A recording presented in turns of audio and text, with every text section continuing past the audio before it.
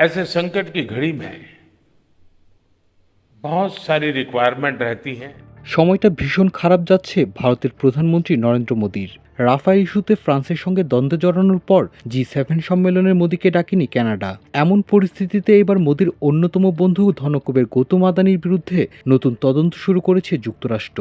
Wall Street জার্নালের প্রতিবেদনে বলা হয়েছে, ইরানের উপর যুক্তরাষ্ট্রের নিষেধাজ্ঞা অমান্য করেছেন গৌতম আদানি। গুজরাটে অবস্থিত আদানির মুন্দ্রা বন্দর দিয়ে ইরানের তরলকৃত পেট্রোলিয়াম গ্যাস এলপিজি আমদানি করেছে ভারত।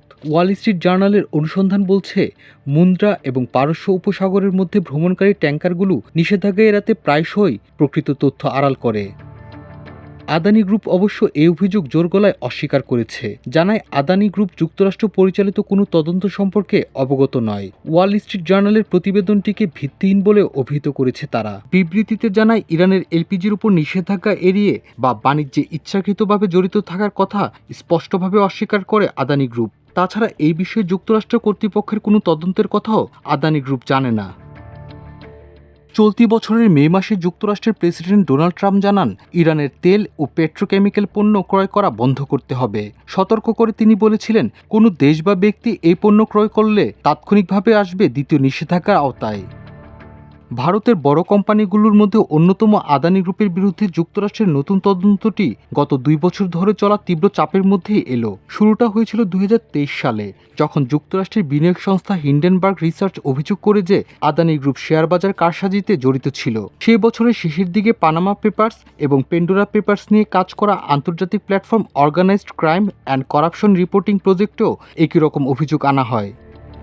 হিন্ডেনবার্গের প্রতিবেদনের ফলে আদানির বাজার মূল্যে $150 বিলিয়ন ক্ষতি হয়। পাশাপাশি ঝড় উঠে ভারতের রাজনৈতিক অঙ্গনেও। দেশটির বিরোধী দলগুলো নরেন্দ্র মোদীর সঙ্গে আদানির কথিত সম্পর্কের তদন্তের দাবি জানায়। গত বছর হিন্ডেনবার্গ ভারতীয় কর্মকর্তাদের কাছে আদানি গ্রুপের সমালোচনা করে। অভিযোগে বলা হয়, ভারতের স্টক এক্সচেঞ্জ নিয়ন্ত্রণের প্রধান আদানি শেয়ার লেনদেনে জড়িত ছিলেন। এতে কথিত আর্থিক অনিয়মের সঠিক তদন্ত বাধাগ্রস্ত হয়েছিল। ভারতের সিকিউরিটিজ অ্যান্ড এক্সচেঞ্জ বোর্ডের চেয়ারপারসন মাধবী পুরী বুচ এই অভিযোগ অস্বীকার করেন।